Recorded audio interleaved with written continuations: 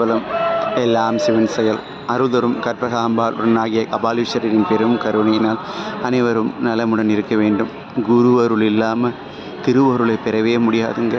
சால கோயில் உலனின் கோயில் அவையின் தலைமையில் கொண்டாடி மாலை தீர்ந்தேன் வினையும் துறந்தேன் வானோர் அறியா நெறியானே கோலக்கோயில் குணமா கோயில் குழி பூங்கச்சூர் வடபாலை ஆலக்கோயில் கல்லால் நேர்க்கை அரங்கல் உரை தம்மானே. ஆமா பெருமானே, கல்லால மரத்தடியில் அரங்கல் உரைத்தார். எல்லாம் வல்ல பெருமான் தட்சிணாமூர்த்தியாக வந்து அவர் வர வேண்டும். நமக்கு குருவாக வந்தால்தான் நாம் இங்கே திருவருளை பெற வேண்டும். குருவாக வந்து அவர் திருக்கண் நோக்கம் செலுத்தி நம்முடைய பல மூட்டை வினைகளை எரிப்பார். அந்த நிகழ்வு நமக்கு இந்த பிறவியில் கண்டிப்பாக நடந்தேறி ஆக வேண்டும். அப்படி குருவருள் பெற்றாதான் நாம் திருவருள் பெற வேண்டும்.